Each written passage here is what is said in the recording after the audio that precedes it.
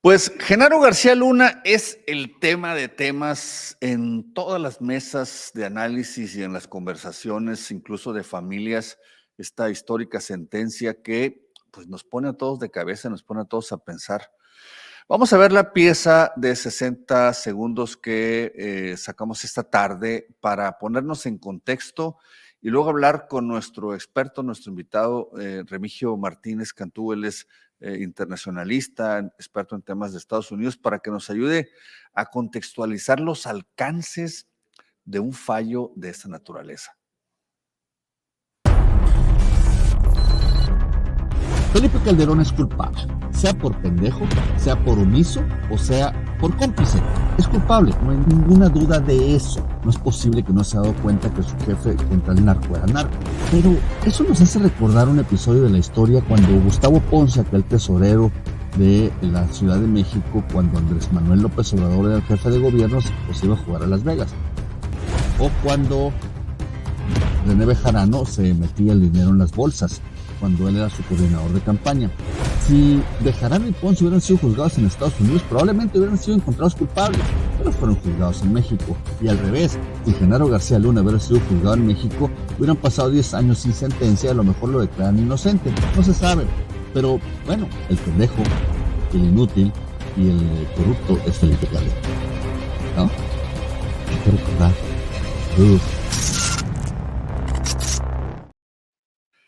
Mi estimado Remigio Martínez, buenas noches, ¿cómo estás? ¿Cómo estás? Buenas noches, Jorge. Contento de recibir la invitación de ustedes. Oye, Remy, a ver, fíjate la analogía, más allá de las grillas,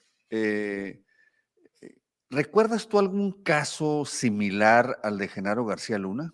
¿Algún funcionario de alto nivel en México que haya sido juzgado en Estados Unidos? Pues bueno, estuvimos muy cerca con el tema del general Cienfuegos, ¿no? Cuando fue detenido en el aeropuerto de Los Ángeles, por algún tiempo, iba con su familia, ya después de ya no ser el secretario de la Defensa Nacional, pero fue regresado todavía por la administración Trump, recordando que de alguna otra manera la administración mexicana había dicho que iba a hacer lo posible por investigar respecto a lo que ya había trabajado la DEA, ¿no? La Agencia de Drogas de los Estados Unidos respecto a ese caso. Está el caso de Gutiérrez Rebollo, si mal no recuerdo, en la administración de Zedillo, cuando fue pues, denunciado pues, un poco parecido a lo de Genaro García Luna, un alto mando militar, SAR antidrogas mexicano, supuesto pues, enlace fundamental de los Estados Unidos para el combate al narcotráfico y que pues, tristemente y lamentablemente pues fue descubierto que también colaboraba con alguno de los cárteles. Pero Gutiérrez Rebollo fue juzgado en Estados Unidos también, Remy.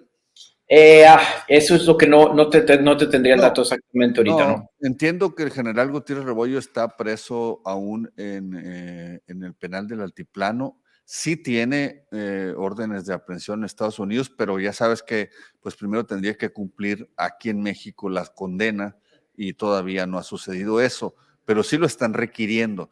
Pero yo creo que a nivel de un juicio, así como vimos de Genaro García Luna, creo que a este nivel nunca se había dado una cosa así. La pregunta que hacemos aquí es el comparativo con los sistemas de justicia, Remy. Imagínate, por ejemplo, que a Genaro García Luna lo hubiéramos juzgado en México. ¿De qué estaríamos hablando apenas? ¿Cuánto tiene? ¿2 años preso? Sí, tiene de detenido, preso, supuesto culpable y luego puesto a disposición de la Corte Federal. Claro, hay diferencias muy particulares, sobre todo respecto a la transparencia con la que se llevan a cabo estos procesos, estos juicios que son desde el principio pues muy notorios, se nombran los partes del jurado, algunos rechazan, algunos aceptan. Es parte de un sistema muy abierto respecto a este tipo de casos que contrasta mucho con México, donde normalmente vemos que la justicia se lleva a cabo por medio de papeleo, ¿no? O sea, y aunque ha habido ya la reforma a la justicia mexicana y hay ya juicios orales, es evidente que este tipo de circunstancias, sobre todo por la magnitud del tema y del problema, pues fue muy difíciles de ventilar en la opinión pública como fue en los Estados Unidos. Ya habíamos visto de alguna otra forma en el tema de Chapo Guzmán, que también fue juzgado en la misma corte en Nueva York, y ahora con Genaro García Luna, que pues hubo una cobertura muy amplia, aunque pues no hay video necesariamente de cómo se está llevando a cabo las cosas dentro del tribunal, pues hay una narrativa y estos dibujos, estos cartoncillos, y pues obviamente gran interés por parte de Estados Unidos, pero también de México respecto a este caso que es emblemático tanto por sus implicaciones políticas en nuestro país, pero también esta realidad geopolítica entre México y Estados Unidos y el tema del crimen organizado. Por eso traía a la mesa el caso de Gutiérrez Rebollo, pues como parte de este fenómeno tan complicado que es el crimen organizado, que hay que subrayar la parte de organizado. Si es organizado es que tiene que ver e Muchas involucrar más personas involucradas, ¿no? todo esto, ¿no? Deme una pregunta específica. Los jurados, el jurado que declaró culpable de 5 cargos a Genaro García Luna, ¿podría equivocarse? O sea, ¿ha habido casos en los que un jurado declara culpable a un acusado y que en alguna otra instancia resulta inocente? No, el sistema de justicia en Estados Unidos es un poquito contrario al mexicano. Allá eres inocente hasta demostrarse que eres culpable. Entonces, la duda razonable, este concepto de la duda razonable, es que en ese jurado, si no existe unanimidad respecto a lo que van a resolver, evidentemente pues el inculpado pudiera ser absuelto independientemente de las pruebas que se presentaran. Recordaremos aquel caso muy famoso de O.J. Simpson, donde pues toda la televisión se dio muestra, el jurado va para allá, va, viene, y hubo una duda razonable y a pesar de las pruebas que trajo la fiscalía, fue declarado inocente. Caso diferente a este, pero obviamente fue contundente el fallo del jurado y por lo tanto se esperará una sentencia que va de los 20 a los 30 años, creo, o a cadena perpetua, que es lo que se va a esperar que establezca. Ahora, Creo jurídicamente, ¿es posible, es posible darle la vuelta legalmente a esta sentencia para Genaro García Luna? Entiendo que ya no. Ok. Ya no hay nada que hacer. Hasta ahí llegó la cosa.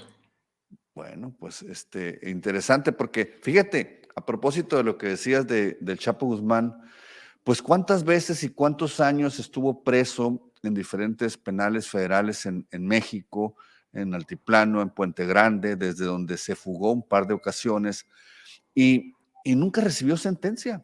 O sea, los procesos se quedaron abiertos, nunca tuvo sentencia y aquí apenas en 2 años se juntó la evidencia, se presentó ante un jurado y ya está, pues como cosa juzgada Genaro García Luna.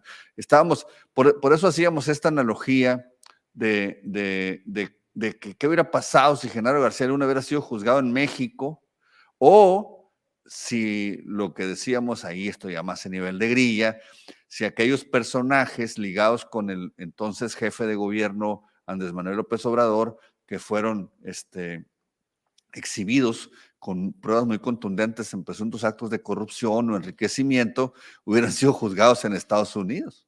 O sea, bueno, pues, es un tema de mucho análisis y creo que en esta época, Jorge, como tú bien lo planteas, pues queda todo al descubierto. Un poco recordaremos esta seguidilla del incremento de la violencia en México desde el 2008 en particular, es desde el 2008 en adelante que coincide casualmente con la crisis económica en los Estados Unidos, la gran crisis del 2008, empieza este incremento y una serie de traspiés, entre ellos recordaremos también el asunto del Rápido y Furioso, de la agencia que lleva a cabo, de la ATF, que lleva a cabo el seguimiento a las armas de fuego, que esta agencia dota cerca de 2,000 armas más o menos a los cárteles de la droga, supuestamente bajo un programa para darle seguimiento y ubicarlas. Lamentablemente resultó que una de esas armas que ATF da aparece en el asesinato de un agente de la Border Patrol precisamente en la frontera. Entonces se vuelve todo esto un escándalo respecto a cómo es manejado todo este asunto. Y bueno, en el caso de García Luna, que pues, era un súper policía, recordarás desde la AFI cuando es creada y luego pasa a ser secretario de Seguridad en el sexenio de Calderón, pues era considerado como un activo muy importante en la lucha contra el crimen organizado, ventilado en diferentes foros en Washington. Premiado, ¿no? Premiado, claro está. y que hoy en día veamos esta realidad es un golpe muy fuerte, y entiendo que sea un golpe fuerte respecto a la fortaleza institucional o debilidad institucional de nuestro país, pero también te habla de una fuerte debilidad en términos de esta estrategia desde los Estados Unidos. No, es que fíjate que pocas veces estamos de acuerdo con algo que dice Pigmenio Ibarra, porque es muy, muy ultra, ¿no? En sus opiniones, este cineasta, comunicador. Pero él decía hace unos días ahí con Ciro Gómez Leiva, no vimos ningún nombre de algún ciudadano estadounidense involucrado en el juicio a Genaro García Luna. O sea, como si Genaro García Luna ayudaba a la transportación de cocaína a Estados Unidos en grandes cantidades, y en Estados Unidos se distribuía sola. O sea, no tenía cómplices en Estados Unidos.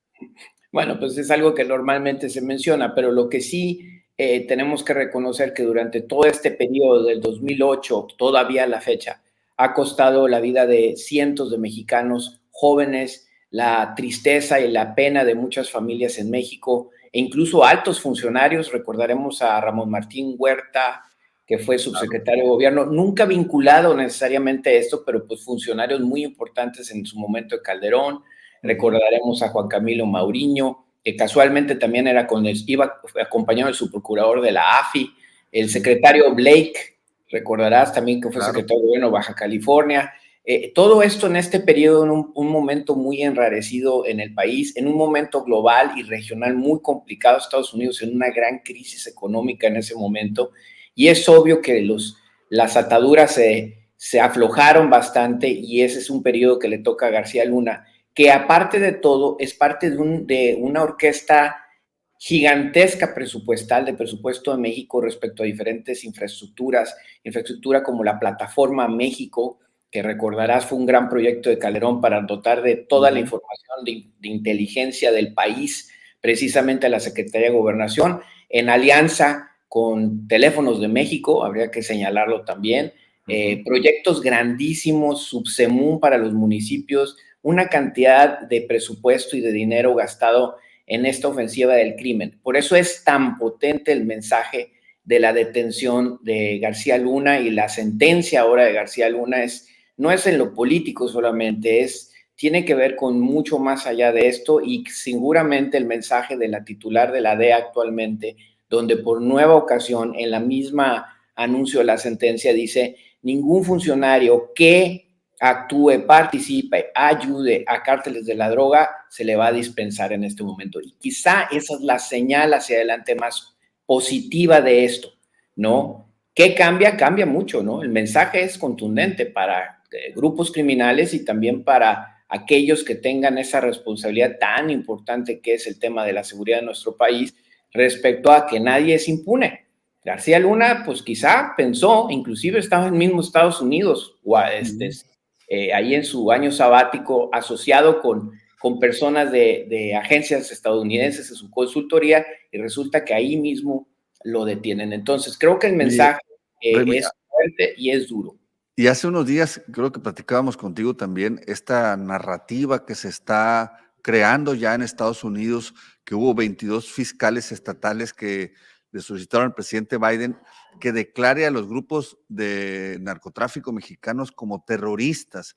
Y creo que esta situación pues ayuda mucho a esa narrativa, a la construcción de hacia allá nos están llevando, ¿no?